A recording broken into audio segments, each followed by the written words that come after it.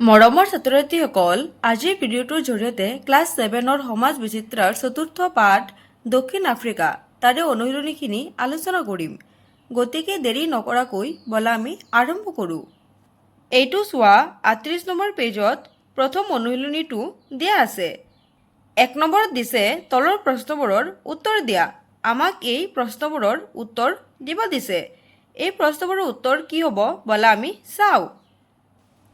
1ৰ ক নম্বৰ প্ৰশ্নটোলৈ মন দিয়া। দক্ষিণ আফ্ৰিকাৰ মাটিকালি কিমান? উত্তৰটো হ'ব দক্ষিণ আফ্ৰিকাৰ মাটিকালি 1.91 লাখ বৰ্গ কিলোমিটাৰ। তোমালোকে এই বৰ্গ কিলোমিটাৰটো লিখিবলৈ পাহৰি নাযাবা, কাৰণ এইটো যদি তোমালোকে পাহৰি যোৱা তেনেহ'লে ইয়াৰ পৰাও তোমালোকৰ নম্বৰ কাটিব। বলা আমি এতিয়া কিতাপত চাওঁ। এই প্ৰশ্নৰ উত্তৰটো প্ৰথম পেজটোতে দিয়া আছে। এইটো চোৱা, দক্ষিণ আফ্ৰিকাৰ মাটিকালি 1.91 লাখ বৰ্গ কিলোমিটাৰ। ইয়াৰ পৰা এইখিনিলৈ। এতিয়া খ নম্বৰ প্ৰশ্নটোলৈ মন দিয়া। হাইভেল মালভূমিখনক কোনখন পৰ্বতমালাই আগুৰি আছে? ইয়াৰ উত্তৰটো হ'ব হাইভেল মালভূমিখনক ড্ৰাকেনছবাৰ্গ নামৰ পৰ্বতমালাই আগুৰি আছে। এতিয়া আমি এই প্ৰশ্নৰ উত্তৰটো কিতাপত চাওঁ। তোমালোকে পেজ নম্বৰ 36ৰ একেবাৰে ওপৰত চোৱা। এইটো ড্ৰাকেনছবাৰ্গ। এতিয়া আমি গ নম্বৰ প্ৰশ্নটোলৈ মন দিওঁ। বিগ 5 বুলিলে কি বুজা? উত্তৰটো হ'ব বিগ 5 বুলিলে সিংহ, বাঘ, হাতী, গড় আৰু মহ দক্ষিণ আফ্ৰিকাৰ প্ৰধান স্তন্যপ্ৰায়ী প্ৰাণীবোৰক বুজা যায়। এতিয়া আমি কিতাপত চাওঁ। এই প্ৰশ্নৰ উত্তৰটো পেজ নম্বৰ 36তে দিয়া আছে। এইটো চোৱা বিগ 5। ইয়াৰ পৰা ইমানখিনি। 2 নম্বৰ প্ৰশ্নটো চোৱা, জোহানেছবাৰ্গক কিয় সোণৰ নগৰ বুলি জনা যায়? উত্তৰটো হ'ব সোণৰ খনিক কেন্দ্ৰ কৰি গঢ়ি উঠা বাবে জোহানেছবাৰ্গক সোণৰ নগৰ বুলি জনা যায়। এতিয়া আমি এই প্ৰশ্নৰ উত্তৰটো কিতাপত চাওঁ। তোমালোকে পেজ নম্বৰ 37 চোৱা।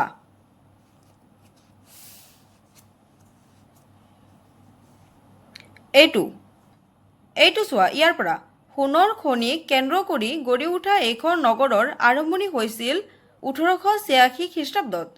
এই নগৰখনক সেয়েহে সোণৰ নগৰ বুলি জনা যায়, চিটি অফ গ'ল্ড। ইয়াৰ পৰা ইমানখিনিৰ ভিতৰতে অলপ মিলাই পেলাই লিখিব লাগিব। এতিয়া 3 নম্বৰ প্ৰশ্নটোলৈ মন দিয়া। দক্ষিণ আফ্ৰিকাৰ প্ৰাকৃতিক পৰিৱেশৰ বিষয়ে এটি টোকা প্ৰস্তুত কৰা। প্ৰয়োজনত ফটো সংলগ্ন কৰিবা। এইখিনি যে দিয়া আছে ব্ৰেকেটত, এইখিনি নালাগে, কাৰণ পৰীক্ষাত আহিলে আমাক কোনো ফটো সংলগ্ন কৰিবলৈ নিদিয়ে। ইয়াৰ উত্তৰটো চোৱা, দক্ষিণ আফ্ৰিকাৰ প্ৰাকৃতিক পৰিৱেশ বৈচিত্ৰ্যপূৰ্ণ। দেশখনৰ মাজভাগত আছে হাইভেল নামৰ মালভূমি অঞ্চল। এই অঞ্চলৰ উচ্চতা সাগৰ পৃষ্ঠৰ পৰা 1200 পৰা 1800 মিটাৰৰ ভিতৰত। দক্ষিণ আফ্ৰিকাৰ প্ৰধান নদীখনৰ নাম ওৰেঞ্জ। ইয়াৰ জলবায়ু প্ৰধানকৈ উপক্ৰান্তীয় নাতিশীতোষ্ণ। দেশখনত বাৰ্ষিক গড় বৃষ্টিপাতৰ পৰিমাণ প্ৰায় 50 চেণ্টিমিটাৰ। উদ্ভিদ আৰু বন্যপ্ৰাণীৰ ক্ষেত্ৰত দক্ষিণ আফ্ৰিকা যথেষ্ট চহকী। ইয়াত 19খন ৰাষ্ট্ৰীয় উদ্যান আছে। এতিয়া আমি কিতাপত চাওঁ। পেজ নম্বৰ 36ত চোৱা, প্ৰাকৃতিক পৰিৱেশ।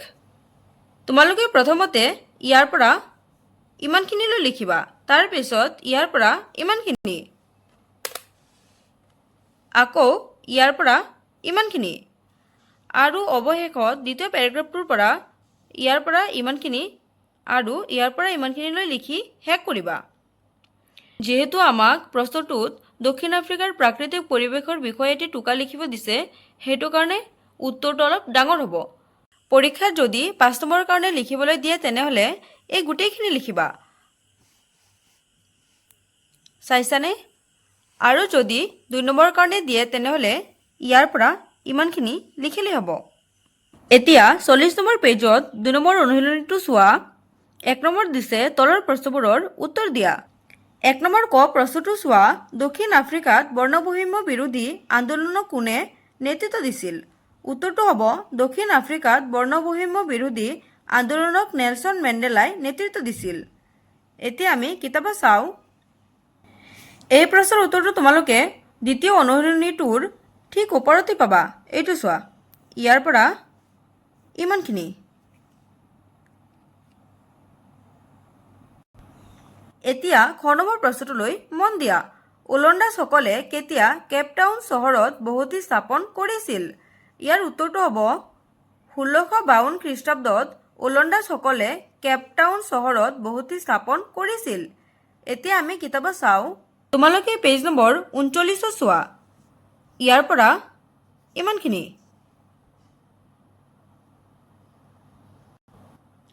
গ নম্বৰ প্ৰশ্নটো চোৱা, আফ্ৰিকান নেশ্যনেল কংগ্ৰেছ কি?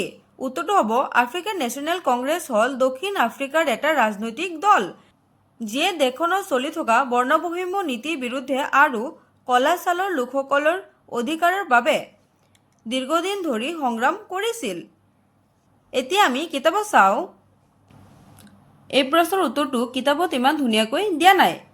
40 নম্বৰ পেজৰ পৰা তোমালোকক অলপ মিলাই পেলাই লিখিব লাগিব। এতিয়া 2 নম্বৰ প্ৰশ্নটোলৈ মন দিয়া। দক্ষিণ আফ্ৰিকাত বৰ্ণবৈষম্য বিৰোধী আন্দোলন কিয় গঢ়ি উঠিছিল? ইয়াৰ উত্তৰটো চোৱা, বহিৰাগতৰ আগমনৰ ফলত দক্ষিণ আফ্ৰিকাত আগৰে পৰা বসবাস কৰি থকা কলা ছালৰ কৃষ্ণাংগ লোকসকলৰ লগত বগা ছালৰ ব্ৰিটিছ আৰু ওলন্দাজসকলৰ সংঘাত আৰম্ভ হৈছিল। এই সংঘাত পাছলৈ কৃষ্ণাংগ আদিবাসী ব্ৰিটিছ শাসক শ্ৰেণী আৰু ওলন্দাজ লোকসকলৰ মাজত ত্ৰিপাক্ষিক যুদ্ধলৈ ৰূপান্তৰিত হৈছিল। কৃষ্ণাংগ লোকসকলক শ্বেতাংগ লোকসকলৰ পৰা নিলগাই ৰখাৰ লগতে সামাজিক স্থানত সমান অধিকাৰ দিয়া নাছিল, যাৰ ফলত বৰ্ণবৈষম্য বিৰোধী আন্দোলন গঢ়ি উঠিছিল। এতিয়া আমি কিতাপত চাওঁ। পেজ নম্বৰ 39 চোৱা, বৰ্ণবৈষম্য বিৰোধী আন্দোলন। তোমালোকে ইয়াৰ পৰাই লিখিব লাগিব। আৰম্ভণিটো তোমালোকে ইয়াৰ পৰা কৰিবা। তাৰপিছত পেজ নম্বৰ 40 চোৱা, ইমানখিনিলৈ লিখিবা।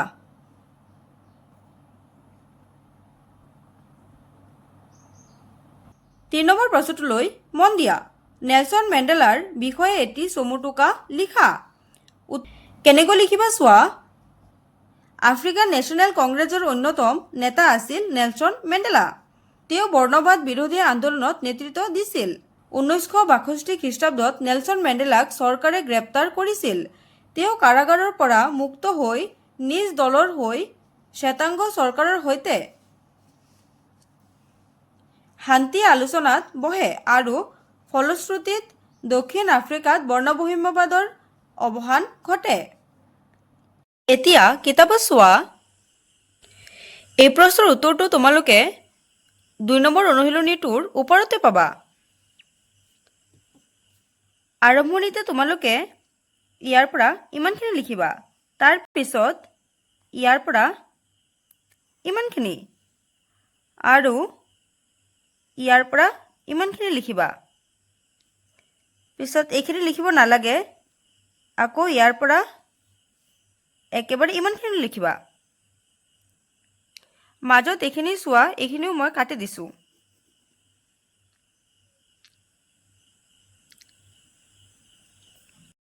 মৰমৰ ছাত্ৰ ছাত্ৰীসকল, আজিৰ ভিডিঅ'টো ইমানেই আছিল।